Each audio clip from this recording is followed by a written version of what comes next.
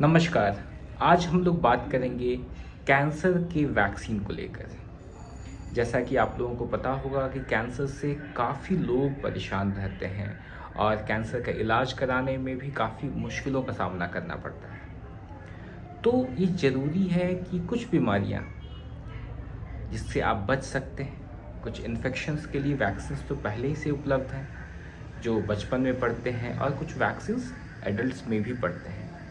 लेकिन कुछ ऐसे कैंसर्स भी हैं जिसके लिए वैक्सीन्स उपलब्ध हैं। इसके लिए जागरूकता होनी चाहिए और ये वैक्सीन्स कुछ कैंसर से बचा सकते हैं। आज इसी विषय पे हम लोग डिस्कस करेंगे। मेरा नाम डॉक्टर प्रत्यूष कुमार है और आज हम लोग ह्यूमन पैपिलोमा वायरस और हेपेटाइटिस बी वैक्सीन को लेकर डिस्कस करने जा रहे हैं।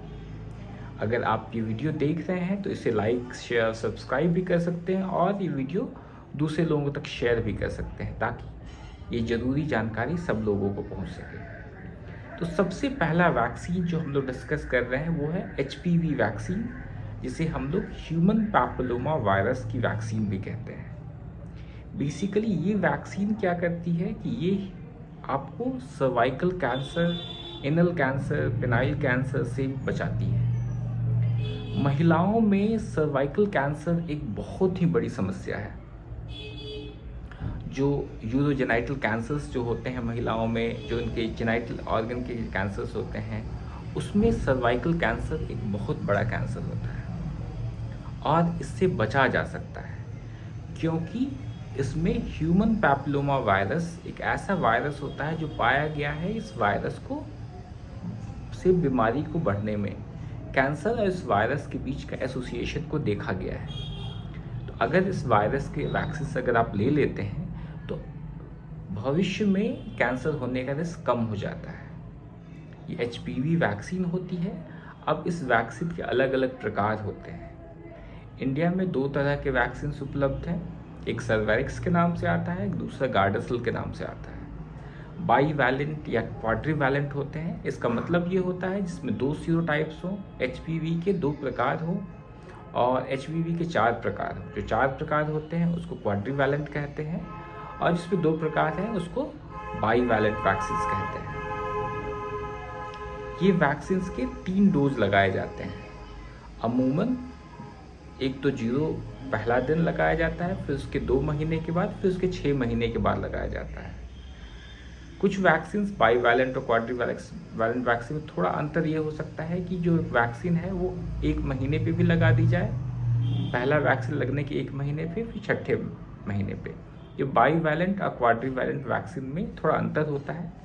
जब भी आप वैक्सीन लेने जाओगे डॉक्टर आपसे डिस्कस करके इन बातों को समझाएंगे और वैक्सीन की शेड्यूल आपको बताएंगे। ये वैक्सीन पुरुषों को भी दिया जा सकता है। पुरुषों में जो एनल वार्ड्स होते हैं उससे भी ये वैक्सीन बचा सकती है। पेनाइल कैंसर में भी ह्यूमन पैपिलोमा वायरस का रोल देखा गया है।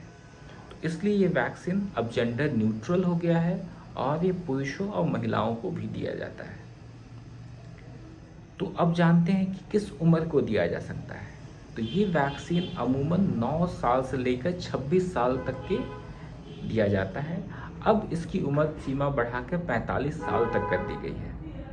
तो अगर 9 से 26 साल के बीच है तो आइडियली ये बेस्ट टाइम होता है। जितना आप कम उम्र के लोगे उतना ज़्यादा बेहतर है।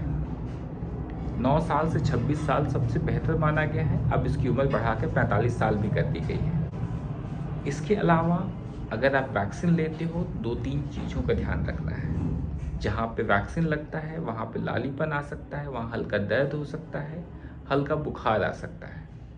इसके अलावा और वैक्सीन लगने से कोई दिक्कत नहीं होती है। इसके 3 डोज दिए जाते हैं, 0, 2 और 6। अब बात करते हैं दूसरी बीमारी को लेकर, वह है लीवर कैंसर। और लीवर कैंसर का एक बहुत बड़ा कारण हमारे देश में अब पूरे विश्व में हेपेटाइटिस बी होता है। हेपेटाइटिस बी की वैक्सीन आपको बहुत ज़रूरी है लेना।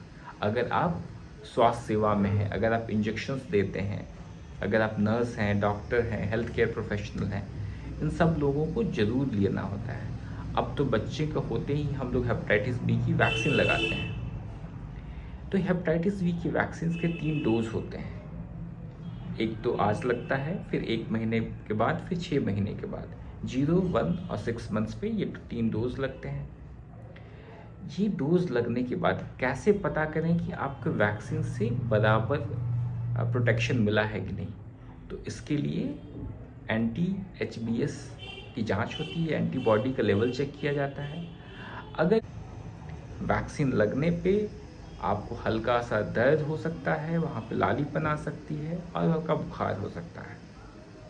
इसके 3 डोज दिए जाते हैं। ये वैक्सीन सब कोई लगा सकता है, खास करके उन लोगों को तो बिल्कुल ही लगाना चाहिए जिनको ब्लड के संपर्क में आने का रिस्क ज़्यादा हो। इसलिए कि ये बीमारी जो होती है, हेपेटाइटिस बी की जो बीमारी होती है, वो ब्लड से इंजेक्शन लगाने से ये बीमारी फैलती है। सेक्सुअल संबंध से भी बीमारी फैलती है। एक डेटा और मैं देना चाहूँगा कि हेपेटाइटिस बी और एचआईवी में हेपेटाइटिस बी होने का रिस्क एचआईवी से कहीं ज़्यादा होता है।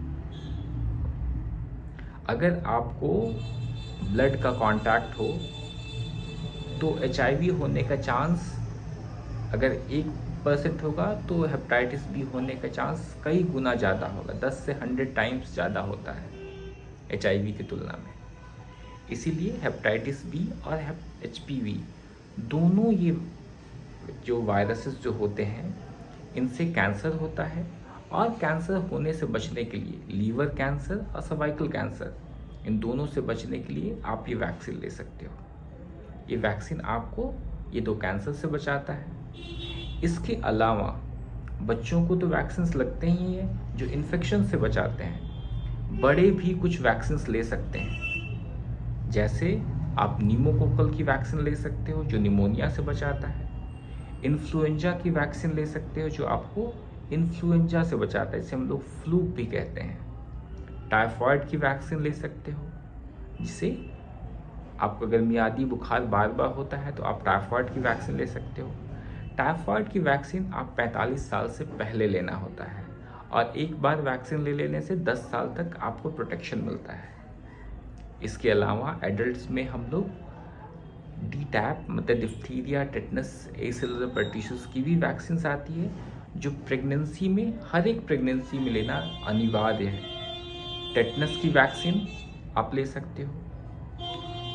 कुछ वैक्सीन और एडल्ट्स में लगते हैं, जैसे कि रेबीज़ की वैक्सीन। अगर कुत्ते काटते हैं तो आप रेबीज़ की वैक्सीन भी ले सकते हो और रेबीज़ का इम्यूनोग्लोबुलिन भी ले सकते हो। थैंक यू, धन्यवाद।